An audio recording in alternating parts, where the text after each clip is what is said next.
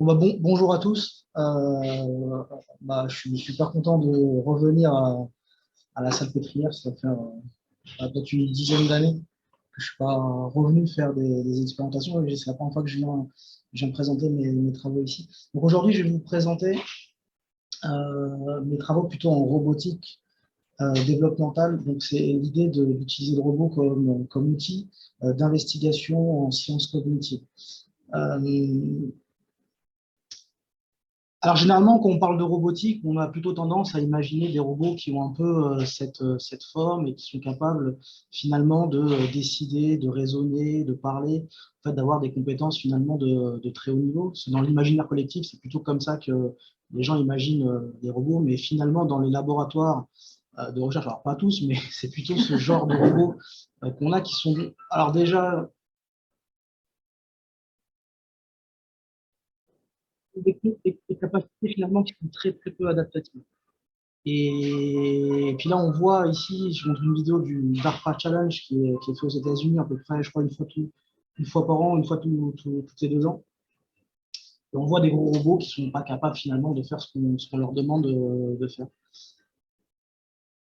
Alors moi, dans mes travaux, je vais plutôt utiliser le robot finalement comme un outil d'investigation et ça va dans les deux sens, dans le sens où je vais doter mon robot d'un cerveau artificiel, donc on va y mettre un certain nombre de groupes de réseaux de neurones qui vont s'interconnecter et on va essayer de mimer le vivant. Et l'objectif finalement, c'est d'une part d'essayer d'avoir des robots qui vont s'adapter à l'environnement grâce à des techniques comme des réseaux de neurones artificiels, mais en même temps, c'est grâce à cet outil robotique, essayer de comprendre le cerveau, donc, de proposer des modèles pour mieux comprendre le cerveau. Donc, c'est vraiment deux objectifs qui finalement d'avoir des robots qui vont s'adapter à l'environnement et dans le deuxième temps d'avoir un retour qui vient de la robotique pour alimenter les discussions en psychologie ou en neurobiologie.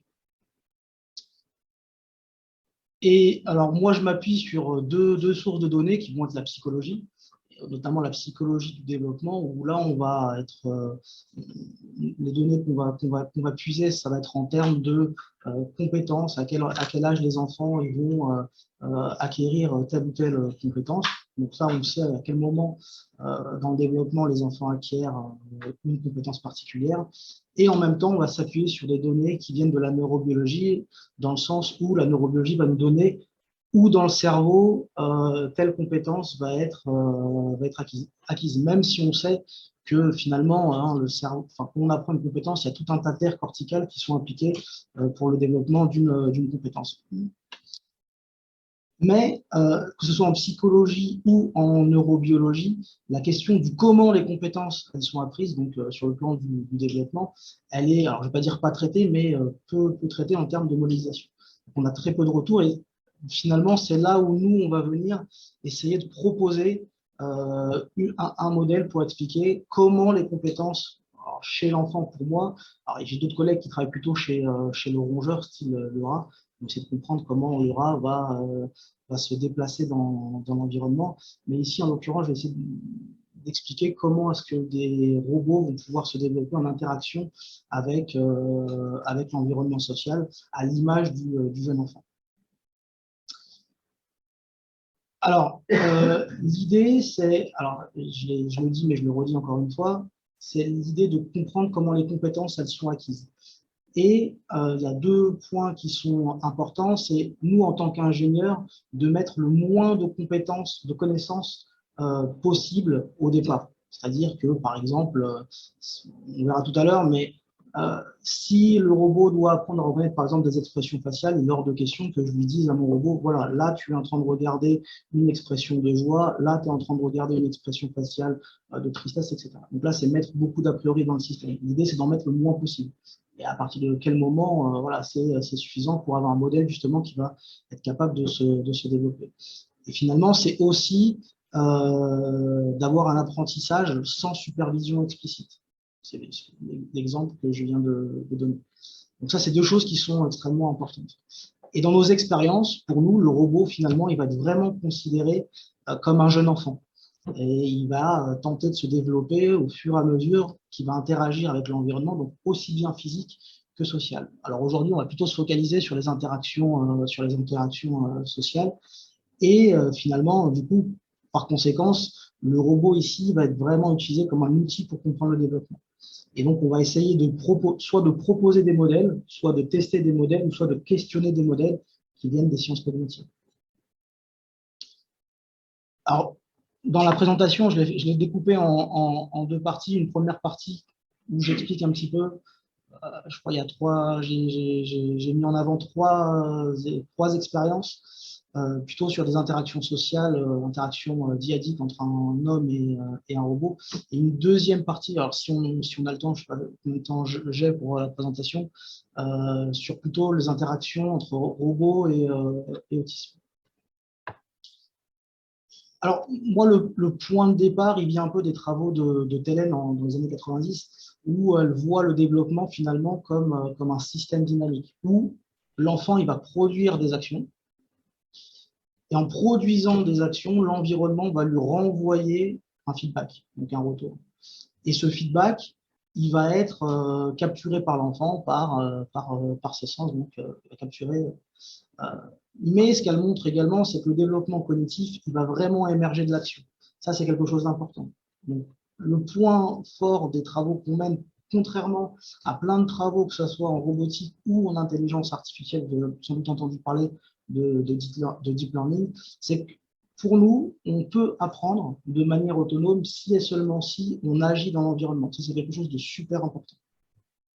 Donc en fait, c'est un peu comme les systèmes autopoétiques qui sont décrits par Varela, hein, où il montre que les propriétés d'un système biologique à se développer constamment comme le résultat de son interaction avec l'environnement social. Donc ça, c'est des travaux de Matura et de Varela, c'est vraiment le point de départ. Donc l'action est extrêmement importante, et si on agit, on a un retour qui va venir de l'environnement. Et dans ce cas-là, on va pouvoir ancrer soit des dynamiques, soit des apprentissages. Et il y a un deuxième point, un deuxième paradigme dans lequel on va s'inscrire tout au long de cette présentation, qui est le paradigme du mirroring, où finalement, quand les enfants vont produire des actions, alors dans plein de cas, notamment pour la reconnaissance des expressions faciales, quand l'enfant produit une expression, par exemple, il est en train de sourire, nous, en tant que parents, qu'on est en train d'interagir avec nos enfants, on ne peut pas s'empêcher de limiter. On a de l'empathie pour l'enfant, donc on va limiter. Et dans ce cas-là, en fait, on va pouvoir ancrer un certain nombre d'apprentissage. Donc les parents imitent le comportement des enfants, souvent de manière non consciente. Et le premier exemple on rentre un peu dans les travaux de modélisation. Alors si je suis un peu trop, si c'est un peu trop technique, vous me dites que je saute les stages, j'essaie juste de faire après une synthèse. Mais si on prend l'exemple si on se pose la question plutôt de comment est-ce qu'un robot va apprendre à reconnaître des expressions faciales, à entre guillemets, hein, je dis les ressentir, bah, on peut partir d'un point qui, imaginons que l'enfant il a un sentiment de satiété. Donc, il vient de manger, il est plutôt dans un état de plaisir. Dans ce cas-là, ça va déclencher chez lui une expression, hein, qui est de la joie. Je suis content, j'ai du plaisir, j'exprime de la joie. Si en face de lui, on a un humain qui a de l'empathie pour le robot, dans ce cas-là, l'humain va imiter de manière empathique l'expression faciale du robot. Et dans ce cas-là, ce qui va se passer, c'est que le robot, il va être capable de lier son propre état interne, qui va être du plaisir, avec le visage souriant qu'il a en face de lui. Donc avec ce petit jeu d'imitation, un état interne va déclencher chez le robot une expression particulière. Donc là, c'est l'exemple du plaisir. On peut faire la même chose avec le robot à mal. Il va exprimer une expression plutôt négative, et l'humain qui est en face de lui va l'imiter. Et dans ce cas-là, il va être capable d'associer ce qu'il est en train de faire finalement avec ce qu'il voit. Donc là, c'est la même chose avec l'enfant. Et en fait, pour ça, on a une architecture, une petite architecture assez simple, hein, sensorimotrice, pour résoudre le problème. Alors, je vais l'expliquer juste après. Donc, dans le protocole expérimental, on a évidemment un apprentissage en ligne, où pendant l'apprentissage, le robot va produire des expressions faciales, l'humain qui est devant va l'imiter. Donc, là, le robot va être capable d'associer ce qu'il est en train de faire avec ce qu'il voit. Et dans la phase de validation, pour montrer que le robot, finalement, il a correctement appris, on va simplement inverser les rôles. Et dans ce cas-là, l'humain va produire des expressions faciales et le robot, s'il a correctement appris, va être capable de l'imiter.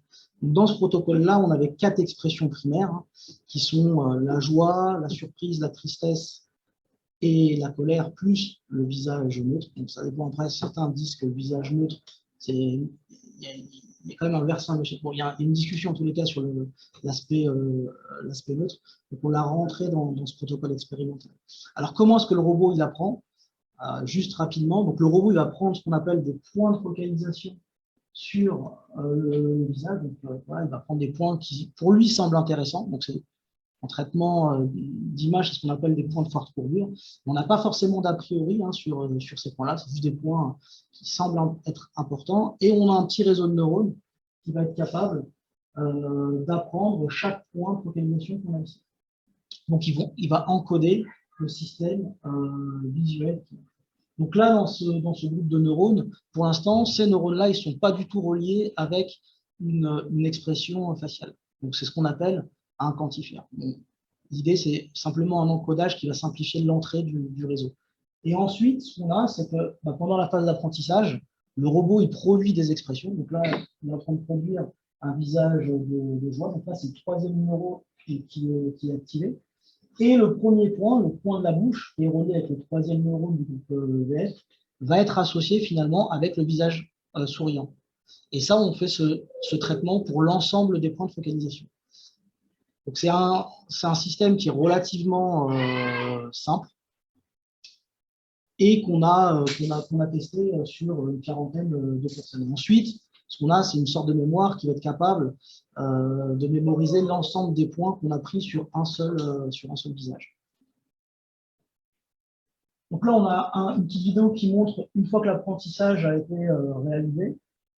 Donc là, le robot il a appris et l'humain qui est devant fait des expressions. Et le robot, normalement, doit l'imiter.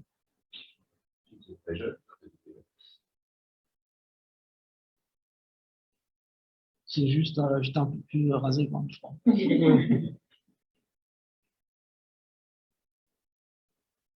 En tout cas, merci David pour. Donc voilà, en fait, alors ce que j'ai oublié de dire, c'est que le robot, il est capable d'apprendre cette tâche en très peu de temps. En 1 minute d'apprentissage, il va être capable d'apprendre la tâche. Alors, si on fait un petit comparatif avec tout ce qu'on entend sur les histoires de deep learning, en fait, sur les histoires de deep learning, pour avoir un apprentissage qui soit cohérent, on a besoin d'un certain nombre d'heures d'apprentissage. Donc là, en 1 minute, le robot il va être capable d'apprendre d'une part en ligne, ce que les collègues en deep learning ne font pas, et en plus en très peu de temps. C'est-à-dire en ligne. En ligne, c'est-à-dire que le robot il va être capable d'apprendre lorsqu'il est en train d'interagir avec l'environnement social, donc avec un humain. Ce qu'on appelle l'apprentissage en ligne. Il est en train d'interagir et en même temps il apprend. En direct. En direct. Et si on change l'humain? Et si on change l'humain, alors ça dépend, ça marche à partir d'un certain moment. C'est-à-dire que sur une personne, ça c'est un test de généralisation qui est le test ultime. C'est que si on apprend sur un humain, clairement, il ne va pas apprendre. S'il apprend sur moi, sur toi, ça va être compliqué. Ouais, après, je vais montrer des tests, mais ouais, il faut un certain nombre d'humains pour que ça puisse se généraliser. Alors, ça, c'est les premiers travaux. Disons que j'ai commencé, j'ai mis le pied à l'étrier en thèse avec cette expérience-là. Et là, le défi qu'on a en ce moment, c'est de se dire, alors, OK, le robot, il est capable de reconnaître 5 expressions de base. Bon, c'est déjà bien, il y a l'apprentissage en ligne en très peu de temps, etc. Maintenant, comment est-ce qu'on va pouvoir faire pour que le robot il soit capable de produire des expressions et de reconnaître des expressions qui sont complexes, donc des mélanges d'expressions primaires. Alors, ça, c'est la question qu'on se pose, mais en y mettant quand même un point important, c'est de se dire, est-ce qu'il va être capable de reconnaître des expressions, de produire des expressions primaires en apprenant sur un sous-ensemble d'expressions. Donc, si je demande à mon robot d'apprendre sur 3 catégories qui vont être la joie, la surprise et la colère, est-ce qu'il va être capable de faire des expressions qui sont mélangées? Donc ça, c'est quelque chose qui se fait pas du tout et on commence un petit peu à faire dans le labo. Donc là, c'est entre guillemets les résultats qui sont préliminaires. Et comment est-ce qu'on fait pour arriver à faire des expressions qui vont être mélangées? Bah, en fait, au lieu d'apprendre les 5 expressions de base, on va apprendre des groupements musculaires. Donc en fait, le robot, on a découpé finalement le visage du robot en 3 groupements musculaires qui vont être haussement de sourcil ou froncement de sourcil, ouverture de bouche et fermeture de bouche, et bouche souriante versus une visage négatif, donc une. En fait, pour chacun des groupes, on a trois intensités, parce que dans chacun, il y a aussi le neutre. Et en fait, en apprenant sur les groupements musculaires, on va être capable finalement de faire des expressions qui sont mélangées comme, alors je ne sais pas si vous voyez ici, la surprise avec de la joie. Donc les résultats que l'architecture est quasiment identique à la précédente, sauf que là, elle est simplement un peu plus complexe parce qu'en fait, j'ai une ligne correspond à l'architecture précédente et j'ai 3 groupements musculaires. Donc en fait, j'ai simplement dupliqué, multiplié par 3 la complexité de l'architecture. Et les résultats que je montre sur chacun des groupements musculaires, alors on a fait le test, hein, c'est des résultats qui sont préliminaires pour l'instant. Hein. Donc sur chacun des groupements musculaires, par exemple sur le haussement et le froncement des sourcils, on est à 80% à peu près 75%, on va dire, de taux de succès. Pour souriant versus la moue, on est aux alentours de 70% et puis 60% pour l'ouverture-fermeture de la bouche. Donc en fait, notre robot est capable de reconnaître les groupements musculaires indépendamment les uns des autres. Alors si on fait une analyse un peu plus fine de l'expérimentation, c'est que par exemple, si on prend haussement et froncement des sourcils, d'accord, et que je vous présente le visage entier, hein, je vous dis, on a à peu près à 75% de bonnes réponses. Alors, ensuite, ce qu'on s'est amusé à faire, c'est de cacher soit le haut, soit le bas du visage. Donc, sur le haussement-froncement des sourcils, quand je cache le haut du visage, on a une chute drastique de la performance, qui est ici aux alentours de 35%. Mais par contre, si je cache le bas du visage, on a des performances qui restent relativement bonnes, aux alentours de 60%. En fait, qu'est-ce que ça veut dire? Ça veut dire que notre réseau de neurones, sans lui avoir donné d'a priori sur le système, sur comment était constitué un visage, de lui-même, il a fait ce qu'on appelle une segmentation active. Il a compris que les sourcils étaient plutôt encodés par le haut du visage. En fait, de lui-même, il a compris que ces points-là qui étaient sur les sourcils, ils étaient intéressants pour reconnaître le haussement ou le froncement des sourcils. Et on a fait la même chose, finalement, pour les 2 autres groupements musculaires, où on a à peu près 70% quand on monte le visage global, et quand on cache le haut du visage pour soit le sourire, soit la moue, on est à 50%. Par contre, on a une chute drastique quand on cache le bas du visage. Donc pareil, ça veut dire que pour lui, en tous les cas, il a compris que ce qui encodait soit la moue, soit la joie, ça se situait plutôt dans le bas du visage. Encore une fois, c'est sans a priori dans le système.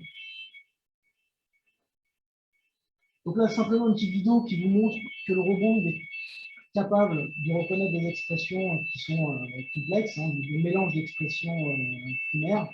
Il est aussi capable de reconnaître des expressions primaires, évidemment. Donc là, il fait les sourcils froncés avec un visage, avec la bouche triste. Et puis, on a aussi géré, alors je ne vais pas parler ici, mais des intensités expressives.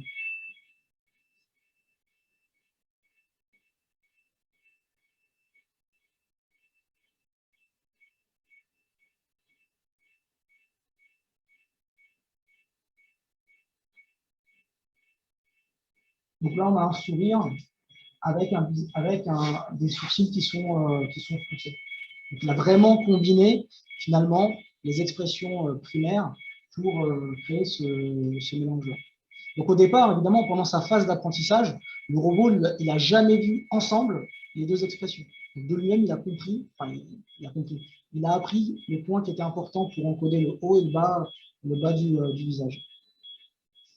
Donc ces expériences-là, on propose et on questionne un certain nombre de modèles. Donc par exemple, ici, je vous ai montré une reconnaissance d'expression faciale où on n'avait pas besoin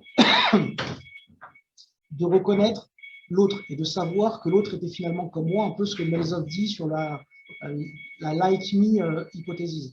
Et puis, dans sa théorie, en fait, l'enfant, il va ancrer les choses parce que l'autre, il est comme moi. En fait, là, ce qu'on montre, c'est qu'on a, en tout cas au départ, on n'a pas forcément besoin d'avoir cette hypothèse à ces fins. Alors, on vient plutôt en complément de ces travaux et on questionne un petit peu les résultats qu'il a pu avoir. Est-ce que vous avez des questions sur cette première partie? Pas première partie, mais première expérience.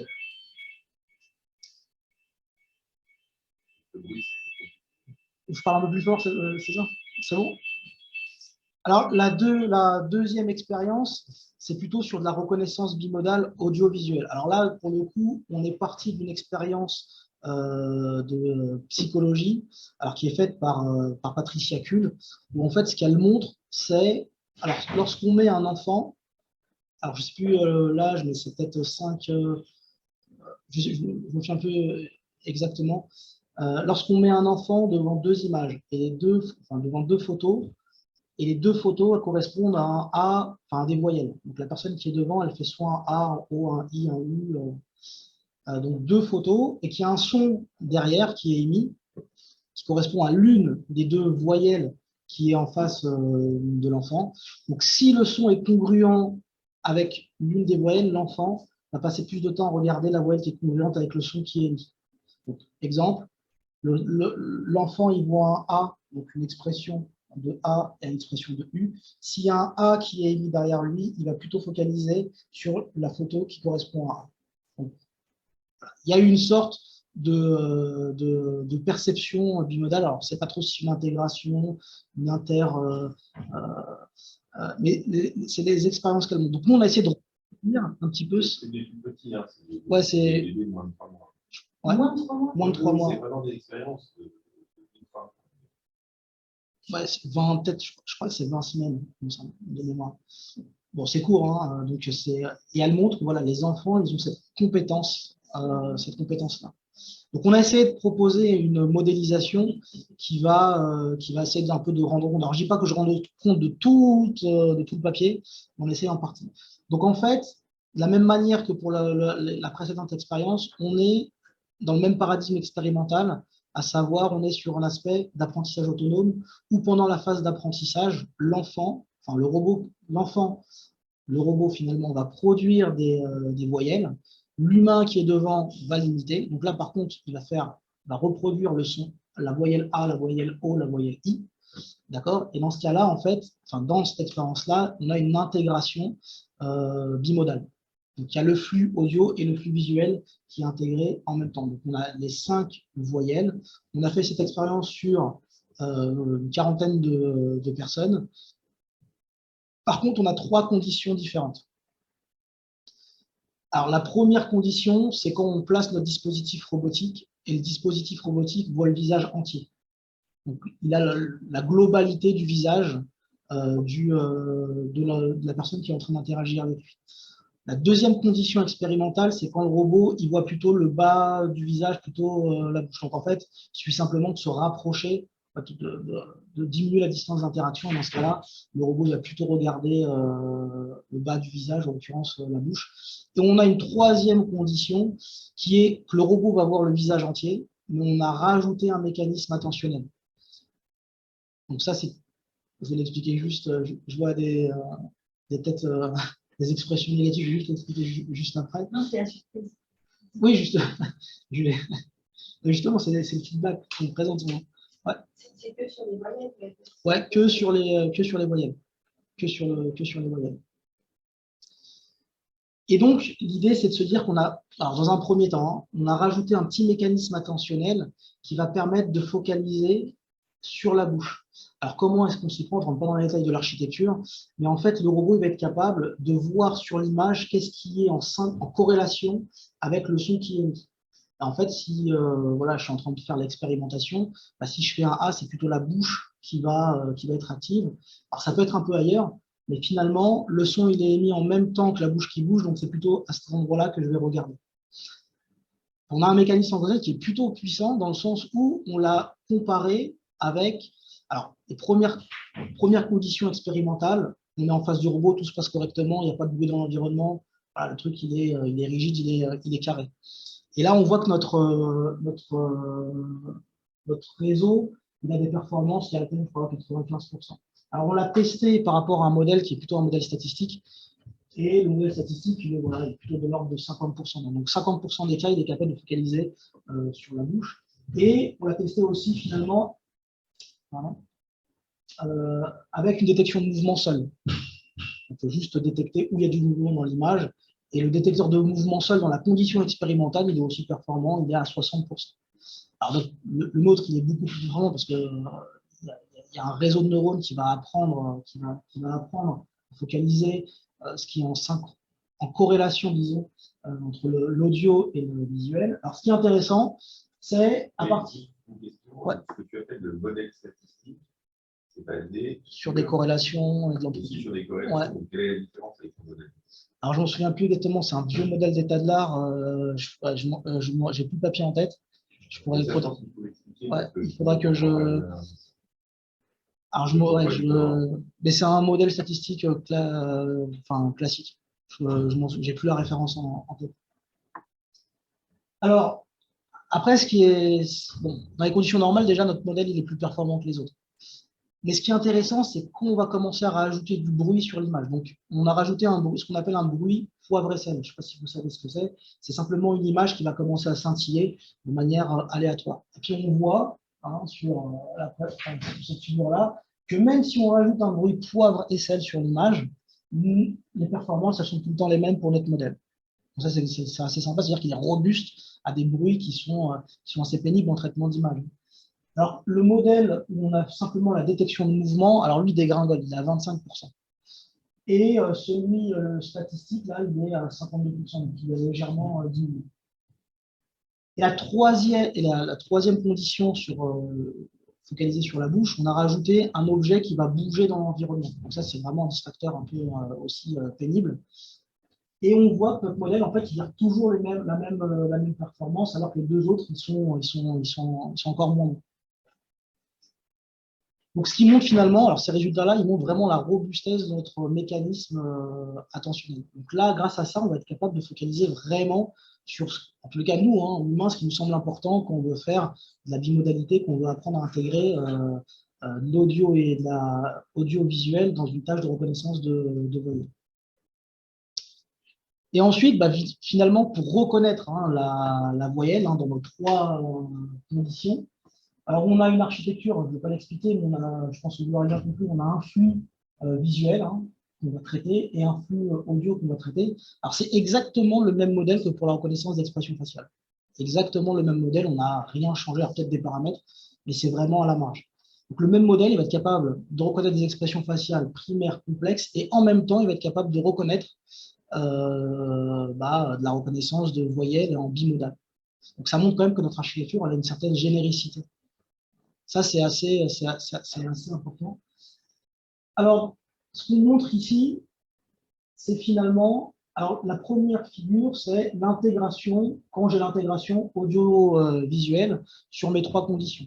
Donc, sur l'attention. Alors, quand je présente le visage global, quand je présente le visage qui est centré sur la bouche et quand je présente le visage global, mais avec le mécanisme attentionnel. Donc là, ce que ça montre en bimodal, c'est que finalement, les performances, elles sont à peu près équivalentes suivant les trois conditions. D'accord? Pourquoi? Parce que finalement, ce qu'on voit ici, c'est que lorsqu'on gèle le flux visuel, donc ça, admettons que ce soit dysfonctionnel, on a quand même une très bonne reconnaissance avec le son seulement. Donc on voit les performances sur le son, elles sont de 88%. Alors, ce qu'on montre aussi ici, c'est que sur cette figure-là, ce qu'on montre, c'est qu'avec l'image seule, donc si on gèle ici le flux audio, on a des résultats avec le mécanisme attentionnel qui est de l'ordre de 40%.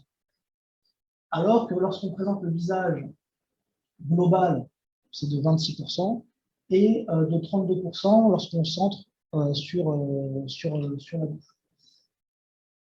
Alors, ça veut dire quoi? Ça veut surtout dire que en tous les cas, dans cette configuration-là, l'intégration audiovisuelle n'apporte pas forcément d'informations. Donc, en fait, pourquoi? Parce que l'audio seul fait déjà le taf, en fait. Le boulot, il est déjà fait par l'audio seul. Donc, finalement, on peut se poser la question, mais pourquoi est-ce qu'on ferait de l'intégration audiovisuelle si l'audio seul est capable déjà de répondre en grande partie à cette reconnaissance? Alors, ce qui est aussi important de souligner ici, c'est que ça veut dire, par rapport au résultat où on présente l'image seule, c'est-à-dire que le robot, il est déjà capable de faire une lecture, une reconnaissance au niveau du visage, donc une lecture labiale de la reconnaissance de voyelles, de l'ordre de 40%, ce qui est déjà un bon résultat en soi. Alors, la question c'est, mais pourquoi on se casserait la tête à faire de l'intégration audiovisuelle si finalement ça n'apporte pas plus que ça en termes d'information? En fait, les intégrations audiovisuelles, elles ont vraiment du sens, pas quand les deux modalités, en tout cas dans ce cas-là, pas quand les deux modalités elles vont fonctionner très bien. En fait, elles ont du sens à partir du moment où il va y avoir du bruit dans l'environnement. Alors, ce qu'on a essayé de simuler, je vais mettre du bruit sur le signal sonore. Dans ce cas-là, les chutes, on a une chute drastique des performances. L'audio seul, ici, les performances, elles sont de l'ordre de, on va dire, 55%. Donc l'audio seul, on a chuté. Pourquoi? Parce qu'on a mis du bruit sur la représentation, sur l'entrée sonore. Alors les performances sur l'image seule, les performances sont tout le temps les mêmes. Mais par contre, ici, ce qu'on voit, c'est que la reconnaissance multimodale, elle a une plus-value parce qu'elle est meilleure que l'audio seul. Dans ce cas-là, en fait, c'est intéressant de faire des intégrations audiovisuelles, des intégrations bimodales. Ça a du sens dans le cas où l'une des deux modalités elle est bruitée. Si jamais on en perd une, on a toujours cette capacité à intégrer. Et donc, comme je l'ai dit, en fait, la bimodalité, elle est intéressante dans le cas où on a des signaux qui sont bruités. Mais un autre cas, alors que je ne montre pas du tout ici, mais qui est super intéressant, c'est dans le cas où on a envie de détecter des anomalies. Par exemple, je sais pas, je prononce un A et la personne, elle voit chez moi une image de I. Donc là, il y a quelque chose qui est relativement bizarre, c'est un peu le McGurk effect. Donc, ça rentre en conflit, et normalement, quand on rentre en conflit, sur le développement, on rentre dans un état un peu de surprise, un peu la même tête que vous avez fait tout à l'heure. On est assez surpris parce que nos flux ne sont pas en corrélation. On a du mal à faire des prédictions. Donc, juste pour synthétiser cette partie sur la bimodalité, on a un mécanisme neuronal qui va permettre de focaliser l'attention plutôt sur la bouche avec vraiment des performances qui sont non négligeables. On a un apprentissage des voyelles en bimodalité, audio et visuel. Ce qu'on montre, c'est que l'audio seul, finalement, quand l'environnement n'est pas bruité, il est relativement, les résultats sont très bons. Et on a une architecture finalement sensorimotrice ici qui va permettre de faire la lecture labiale grâce à l'entrée visuelle. En fait, sur les axes robotique et autisme, il y a trois grandes questions. La première question, c'est comment va réagir l'enfant avec autisme en face d'un robot versus un humain. Donc là, il y a plein de travaux qui existent sur cet aspect-là et cette question-là. On a un deuxième axe de recherche qui va être plutôt, le robot va être utilisé pour fournir des feedbacks ou des encouragements. Donc là, il va plutôt être en train de stimuler, en train d'encourager lors de diades plus ou moins complexes. Et le troisième axe, ça va être plutôt le robot va être utilisé pour développer une compétence particulière. Donc, il va être là, il va jouer le rôle finalement d'enseignant. Donc là, c'est les travaux de Salvatore, je pense que vous connaissez déjà. Alors nous, on avait fait un état de l'art en 2014 qui se confirme finalement avec plusieurs états de l'art qu'il y a eu par la suite, 2016-2018. Alors ce qu'on montre finalement dans les états de l'art, dans la revue de la littérature, c'est qu'il y a beaucoup d'études pilotes, énormément d'études pilotes. Les expériences qui sont conduites, elles sont conduites sur vraiment peu de participants. Donc ça, c'est voilà, pour avoir des résultats qui sont significatifs, c'est un peu embêtant. Mais en même temps, les chercheurs qui sont au domaine de l'ingénierie, eux, ce qu'ils ont envie de montrer finalement, c'est qu'ils ont un dispositif qui est fonctionnel. Donc, le faire passer sur 100 enfants, c'est pas forcément leur problème, alors que le problème de la psychologie, c'est justement avoir des résultats qui montrent l'intérêt du dispositif robotique, tablette ou je ne sais pas. Donc vraiment, la conclusion qu'il y a, c'est peu d'études, voire quasiment pas, avec des résultats qui sont significatifs. Alors nous, ce qu'on a développé. Alors, juste peut-être, hein, sur l'aspect de la littérature, il y a peu d'études avant d'échec, mais il commence à y en avoir quelques-unes. Il y a celle de Scasellati, voilà. Je ne sais pas si vous avez vu dans Science Robotique. Où donc, il y a un dispositif robotique qui est mis à domicile des familles. On stimule les enfants avec des robots dans des interactions. Et ça montre un certain intérêt dans cette étude. Je crois qu'il y avait 70 gamins il y en avait beaucoup, sur une durée de 3 mois. Et on a un projet donc, avec la boîte qui produit l'outil, c'est Upside, la boîte franco-bourgeoise, de faire un mémoire dans les prochains mois qui nous disent d'avoir un peu de financement d'une fondation franco-bourgeoise. Et a priori, on fait ça dans 5 pays du monde. Et a priori, l'outil, c'est celui qu'on utilise dans YellowCheck, qui est assez facile pour les robots, plutôt sympathique. Ils ont programmé toute une série d'exercices que l'enfant pourrait faire de manière semi-autonome avec le robot. Et la deuxième petite étude, c'est pour les jeux sérieux. Donc là, on va lancer c'est un jeu sérieux avec maintenant, il est disponible en ligne. Donc, les parents, pour se connecter en ligne, on va récupérer toutes les données de la technologie. Et donc, on espère que ça sera quelque chose. Dans un modèle médico-économique, donc on a 150 gamins. Donc, on rentre quand même dans une nouvelle phase d'études. On verra dans 5 ans les publications qui sortiront. Donc, du coup, nous, on s'est penché un peu sur notre question finalement. On a creusé un autre sillon. Ce qu'on a voulu voir, c'était l'impact des différents types de partenaires sur l'apprentissage du robot. Donc, dans cette expérience-là, on a des adultes, on a 11 adultes, on a 15 enfants typiques et 15 enfants avec TSA. Et ce qu'on veut voir, c'est comment est-ce que le réseau de neurones artificiels qu'il y a dans le cerveau artificiel du robot va s'organiser en fonction des différents partenaires avec lesquels il va interagir. Donc là, on est plutôt sur un protocole où on n'est plus sur des expressions faciales, mais des apprentissages de posture. Ce qu'on va demander aux participants, c'est d'imiter les postures du robot. Donc ça, j'ai déjà dit. Et alors, ce qui est super important, c'est de bien comprendre, en tous les cas, c'est ce groupe de neurones ici. En fait, comme je vous l'ai expliqué tout à l'heure, c'est que le robot va prendre des points de focalisation sur l'entrée visuelle. Donc, il va prendre une dizaine de points. Et ce point-là, ce réseau-là, il va apprendre, il va encoder les entrées qu'il a. Et plus l'entrée, elle est complexe, et plus ici, il va consommer des points. Donc, si c'est complexe, ça veut dire que l'entrée, elle est soit variable, soit elle est super compliquée à apprendre. Mais plus il y a de neurones qui sont recrutés dans ce groupe de neurones, plus il y a une difficulté pour le robot à apprendre la tâche. Donc, ce qu'on a montré, c'est que finalement, lorsque le robot interagit avec des enfants autistes, qui est la courbe bleu ici, il va consommer énormément de neurones sur cette couche-là. Il va en consommer nettement moins avec des enfants typiques et il en consomme un peu, j'ai envie de dire autant que les enfants typiques lorsqu'il interagit avec des adultes. Donc, plus de neurones sont recrutés lors de l'interaction, lorsque le robot interagit avec des enfants avec TSA.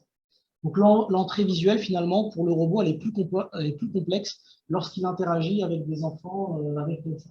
Donc, ce qui veut dire qu'il y a plus de variabilité dans le comportement de l'enfant TSA.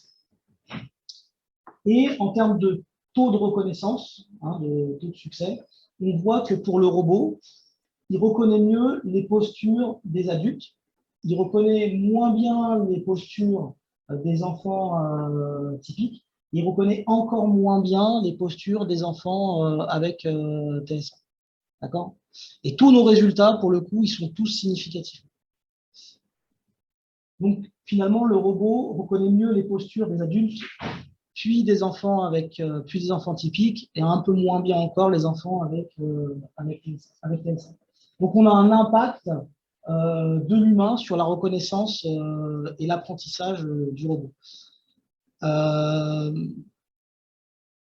Ce qui veut dire finalement, si on creuse un petit peu, c'est que pour le robot, il arrive à percevoir des différences en termes de comportement au sein des deux populations d'enfants.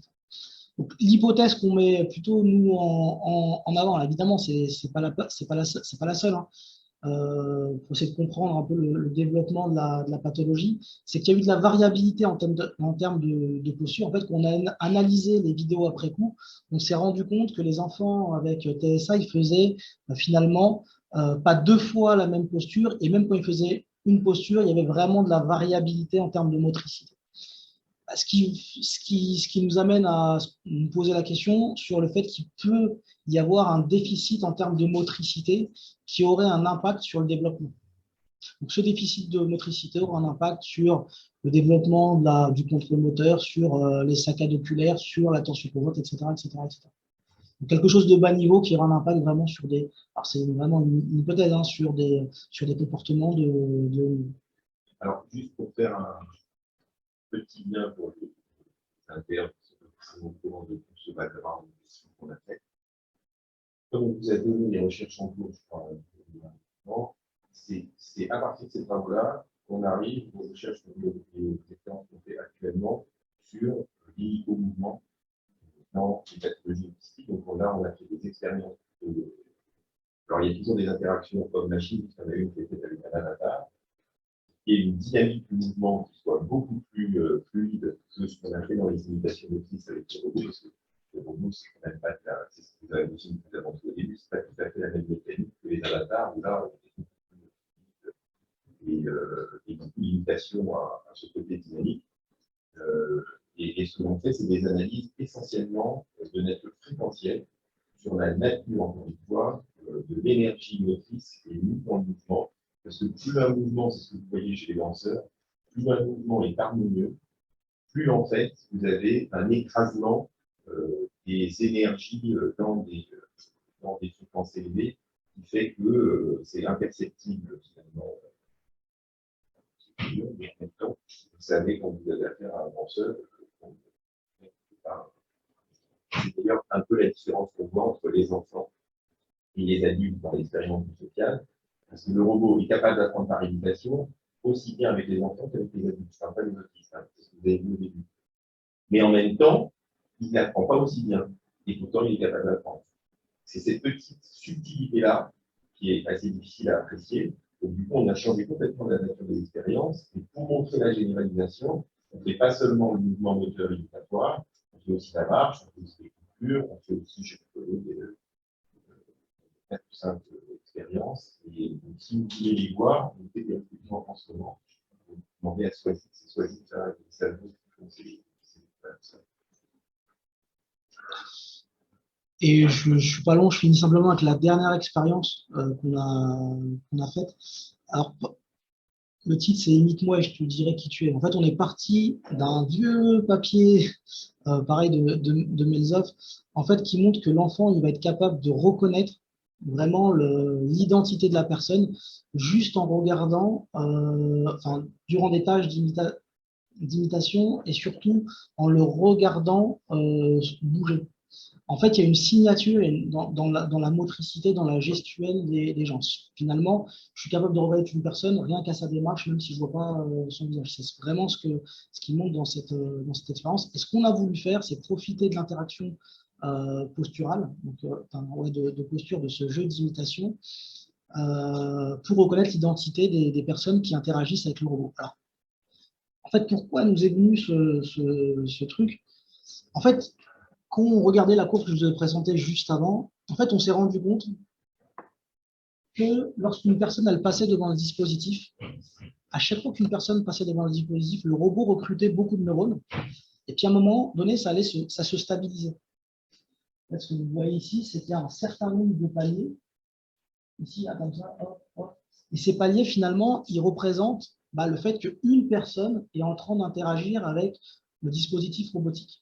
Donc, à partir du moment où le robot, c'est une nouvelle personne qui est en train d'interagir avec lui, il va recruter beaucoup de neurones parce que finalement, c'est nouveau ce qu'il est en train de voir. Et au bout d'un moment, il a suffisamment appris. Donc, le recrutement en termes de neurones va plutôt être constant. Donc, il n'a plus recruté de neurones. En fait, on s'est dit, mais on peut être capable de reconnaître l'identité de la personne si on est capable de détecter justement ces sauts. On a un certain nombre de pics. En fait, on a un petit modèle assez, alors je ne rentre pas du tout dans les détails de ce modèle neuronal, mais on a un petit modèle qui va être simplement capable de détecter à chaque fois, c'est qu'une nouvelle personne est en train d'interagir avec le robot. Pourquoi? Parce qu'il y a une consommation brutale en termes de nombre de neurones sur la couche que je vous ai expliqué précédemment. Alors, ce petit modèle, on peut quand même l'expliquer, parce qu'il y a beaucoup de généticiens, des gens qui font de la génétique ici. C'est en fait le même modèle qu'il en est essayé.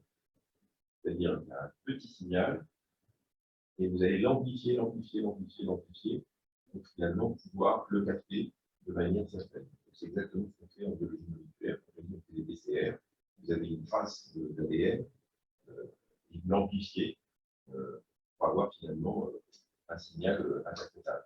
C'est à peu près ça. Et si on lui remet la même personne, il recrute ou pas? Ah, maintenant, tu dois parler. Ça, on l'a pas testé, ça c'est une très bonne question. En fait, si on remet la même personne et qui est habillée de la même manière, ouais, il ne va pas recruter de nouveaux neurones. Maintenant, ça veut dire qu'il a reconnu cette personne. Mais en fait, il y a l'un des problèmes, je sais pas si vraiment c'est un problème, mais tellement qu'on a voulu avoir des résultats qui étaient interprétables, en fait, dans l'architecture, un neurone va correspondre à une seule personne. Quand voilà, il y a un neurone qui va recruter, qui va correspondre à David, un neurone qui va correspondre à monsieur qui est mort. En fait, on a rigidifié l'architecture. Ce qui veut dire que, en fait, normalement, en fait, dans le cerveau, si je ne me trompe pas, c'est qu'on a plutôt un codage en population, dans le sens où une personne, elle est encodée par un ensemble de neurones. On a une activité neuronale qui est ce qu'elle est. Ce qui veut dire que si je remets la même personne devant le dispositif, mais qui va être un peu différente, normalement, il pourrait très bien recruter un nouveau neurone. Mais en termes de recrutement, il n'y aura pas un recrutement exponentiel de neurones. Ils vont recruter simplement un petit peu, ça sera peut-être encodé par un autre neurone, mais voilà. Donc ça, c'est des expériences qu'on a faites après. Je ne vais pas montrer, je vais juste vous montrer l'image globale. Juste une question, oui, par exemple, tu sais ça aussi comme peut-être après dans les commentaires diagnostiques sensibles pour le THA, s'il y a un supérieur de minimum. Non, ça c'est vendu partout. C'est des expériences avec quelques sujets, même si on a, là on est en train de voir si elles sont généralisables à tous les mouvements.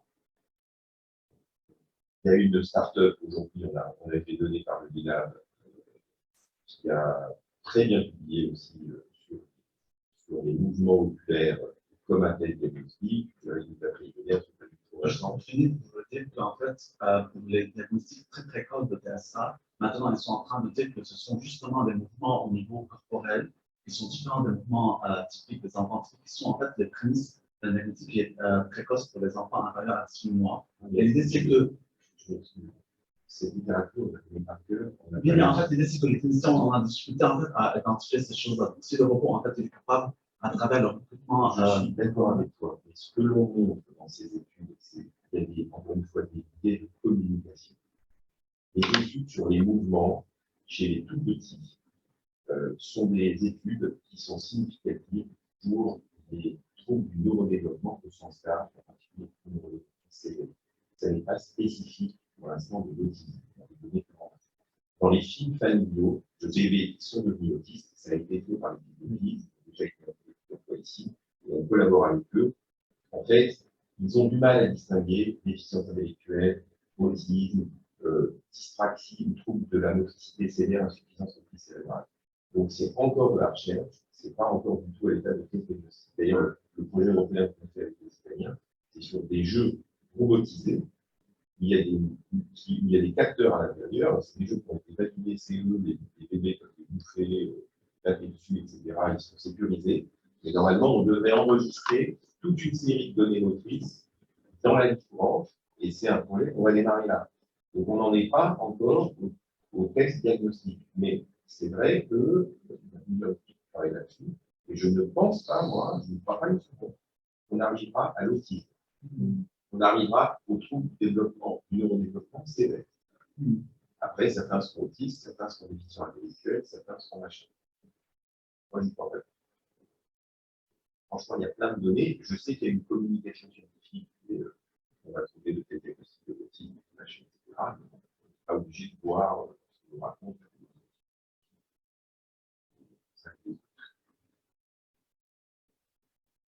Dans les tests de micro-mouvement qu'on fait, c'est la seule originalité qu'on a. C'est une originalité qu'on a. On ne trouve pas la même chose chez les dyspratiques. Parce qu'on a des données cognitive déjà tout le monde. Donc ça, c'est quand même assez excitant. Et par contre, on n'a pas fait un groupe de déficients intellectuels.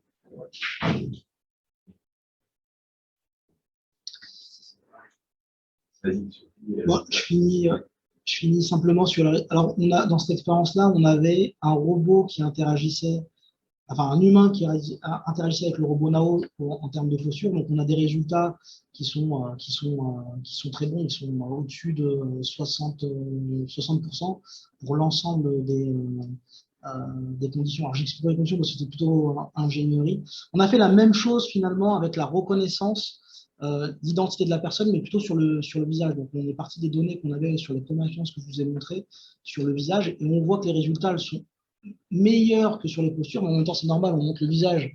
Donc, en termes d'identité, c'est quand même plus encodant que la signature au niveau de la posture. Mais on a fait une troisième expérience, c'est qu'on a fait une interaction Nao versus des avatars.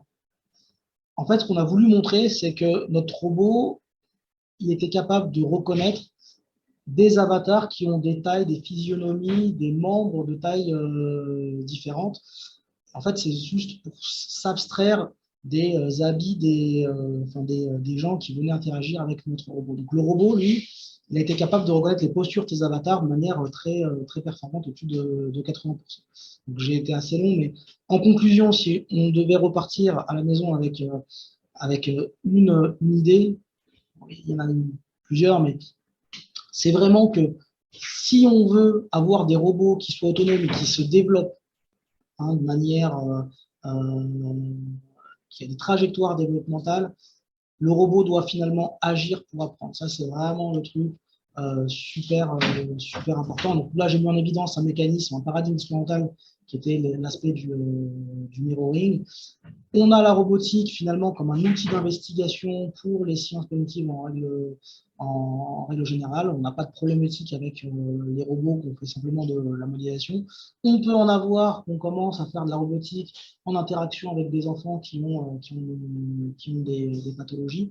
Alors pour le coup, ce qui manque beaucoup, je parle pour mes recherches, mais sans doute pour d'autres recherches, c'est que pour l'instant, on n'a pas d'études longitudinales sur des interactions robots-enfants avec pathologie sur un an. En fait, on en a tenté d'en faire une, mais les résultats, on n'a pas dépouillé les résultats de mémoire sur l'apprentissage de posture, ni sur la tâche d'attention conjointe. Et le truc super important, c'est que, OK, on fait des expériences entre robots et enfants avec autisme, mais en fait, admettons qu'un jour, on ait vraiment une plus-value en termes de l'enfant a réussi à développer telle compétence.